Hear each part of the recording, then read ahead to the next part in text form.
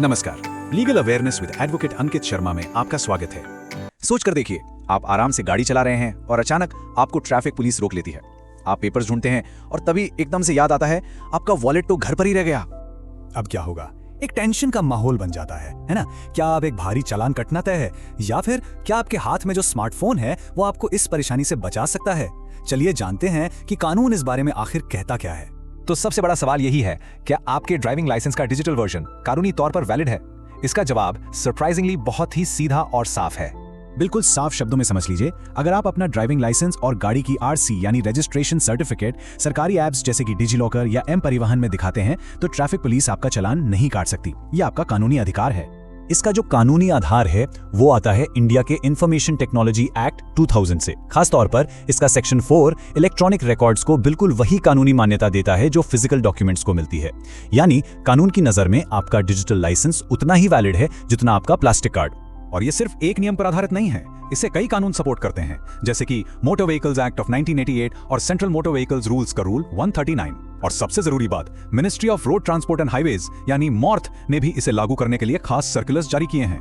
ये देखिए, आपके स्क्रीन पर वो ऑफिशियल सरकारी सर्कुलर है। इसमें साफ साफ लिखा है कि ट्रैफिक पुलिस और ट्रांसपोर्ट डिपार्टमेंट्स को डिजी लॉकर या एम परिवहन ऐप के जरिए दिखाए गए डॉक्यूमेंट्स को ओरिजिनल की तरह ही एक्सेप्ट करना अनिवार्य है। ये इस मामले में सरकार का एकदम क्लियर निर्देश है। तो कानून तो बिल्कुल आपके साथ है, लेकिन यहाँ एक आम गलती है जो बहुत से लोग करते हैं और उस गलती की वजह से उन्हें फाइन लग सकता है। इसे हम कह सकते हैं a kind of digital document trap. इस सिचुएशन को इमेजिन कीजिए, एक ड्राइवर ने फोन पर अपना लाइसेंस दिखाया लेकिन फिर भी उसका चालान कट गया।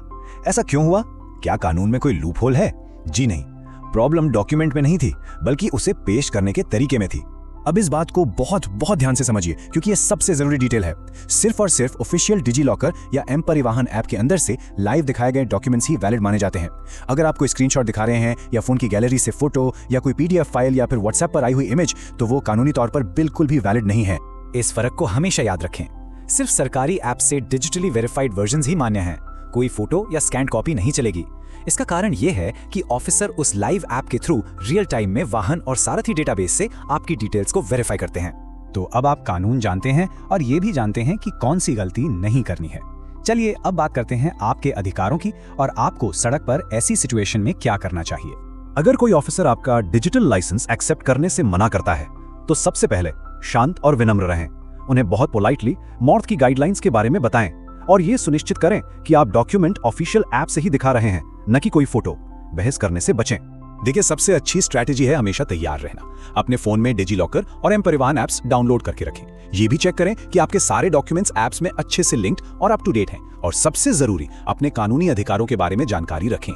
अगर सारी सही प्रक्रिया फॉलो करने के बाद भी आपका गलत चालान काट दिया जाता है या सिचुएशन ज्यादा कॉम्प्लेक्स हो जाती है, तो आपका सबसे बेहतर कदम होगा एक योग्य वकील से सलाह लेना।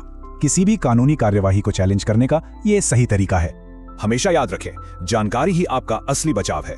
सही कानून की समझ आपको सड़क पर बेवजह की परेशानी और खर्च से बचा सकती है। और आखिर में आपके लिए एक सवाल, इस डिजिटल इंडिया के दौर में आपको क्या लगता है, फिजिकल डॉक्यूमेंट्स का भविष्य क्या है? हम उस दिन से कितना दूर हैं जब प्लास्टिक कार्ड्स हमारे वॉलेट से पूरी तरह गायब हो जाएंगे? अगर इस वीडियो ने आपकी कानूनी समझ को बढ़ाया है तो इसे लाइक, सब्सक्राइब और अपने दोस्तों के साथ शेयर जरूर करें। धन्यवाद।